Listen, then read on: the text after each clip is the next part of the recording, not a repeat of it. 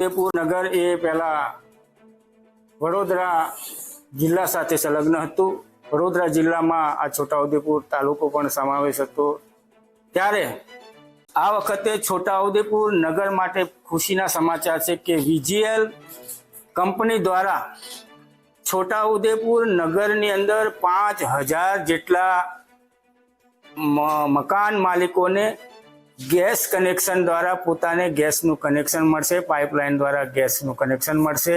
કેમ કે એમને જે જગ્યા જોઈએ આ સતત ખરેખર સેન્ટરમાં હોવું જોઈએ, જેનાથી બધા ઘરોને જે નાના કારોબારો પણ છે એમને એકદમ સરળતા લિમિટેડ નેટવર્કમાં કનેક્શન મળી જશે.